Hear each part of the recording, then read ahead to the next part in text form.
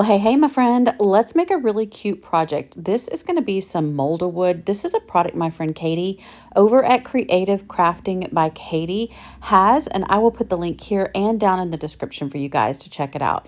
It's called molded wood. It is basically a really soft version of wood, and once we put it in any type of mold, it's going to harden and become just like wood. I'm kind of showing you here. I put it in here and I'm double jointed. That's kind of a weird, strange extra fact you didn't know you wanted to know. And I'm curious, let me know in the comments below if you're double jointed too. All right, so this is just a simple copper jello mold that I thrifted several years ago, and I never knew what I was going to do with it. But you know what? It was perfect for using for this little heart piece that I'm making out of the molded wood. You're just going to press it really well into your mold. Now, normally you would let that sit and dry in your mold for at least 24 hours, but I was a little nervous because it was super thick. I used the entire thing of the molded wood, and normally you would just use a tiny bit in a little bit of mold, so I wanted to make sure it would come out. I took it out and put it back on a piece of parchment paper to dry. I let mine dry for a couple of days because it was so thick and such a big piece. And this is how it dried. It looks awesome.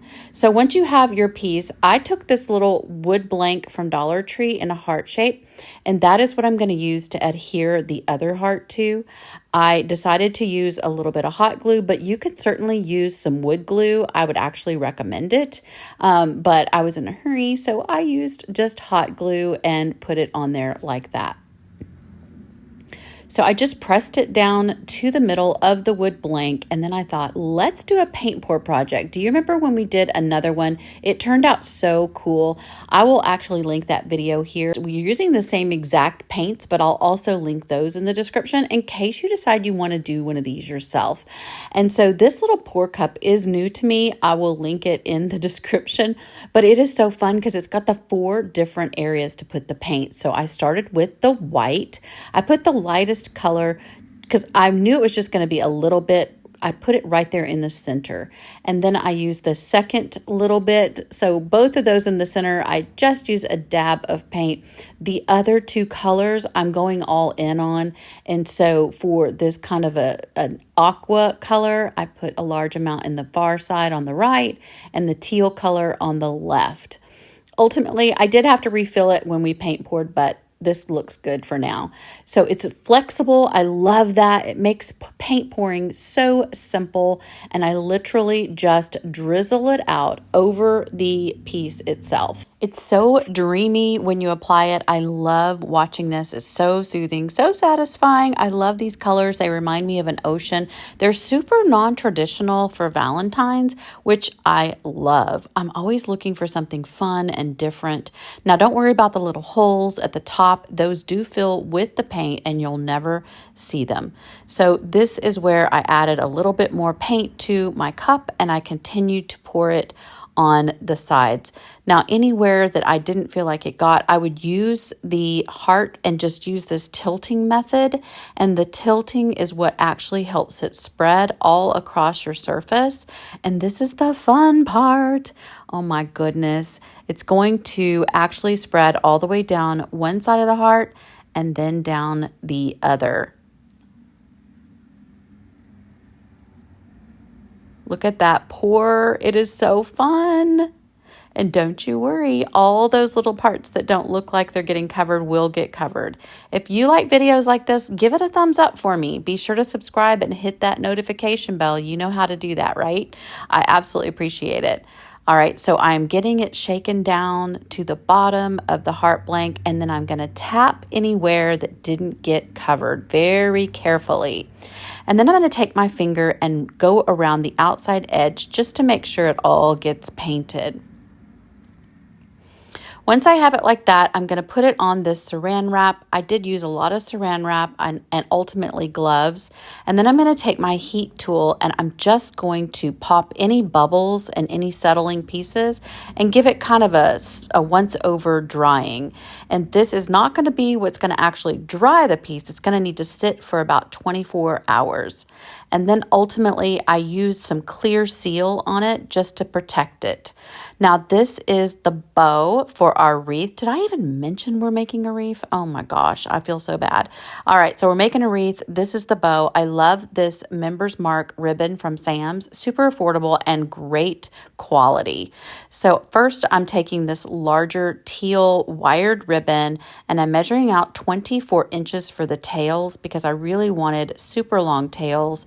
And then I went with a 12-inch loop for the bow.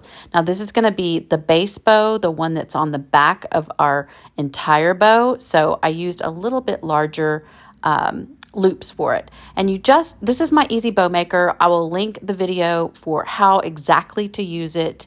But it is so handy to have when you are making these bows and makes it super easy and really a really pretty bow. So I did 4 loops and then I measured out the second tail, and I'm just going to cut these little mermaid tails or dovetails, a lot of people call them, to the bottom of the ribbon. So once I got that one completed, I'm going to use a zip tie and I'm going to zip tie it right up in the center and put that one aside. And then we're going to start on our second layer of this beautiful bow, in my opinion. I love this ribbon here. I went ahead and snipped it first. I did a little bit of a smaller loop for this just so that it will fit down on top of this other ribbon. I love how this ribbon has all of the colors of our heart. You'll see it when it all comes together. I can't wait to show you. All right, so there are 4 loops to this layer of the bow as well. And then I'm going to tie off, I'm going to cut off the second tail. And I'm going to zip tie this one together as well. Once I've got that one in place, I found some scrap ribbon that I thought would be the perfect piece to add to this bow and really make it pop. So I'm just kind of eyeballing it to make a 2-loop simple bow. And then again, I'm going to use a zip tie, trim the tails, and add it to our stack of bows.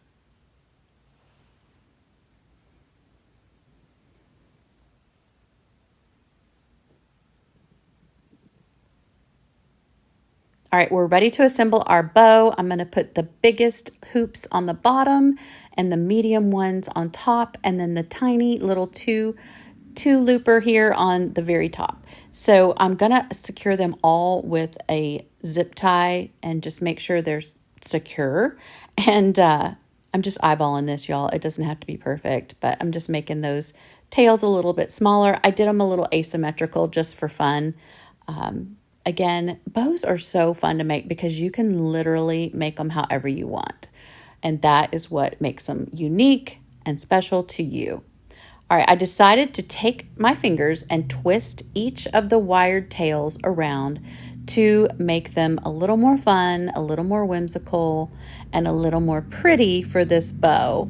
And I want to see what you think of that. So make sure to let me know in the comments below. All right, so I'm doing it for all layers of the bow, and I'm doing them the same on both sides.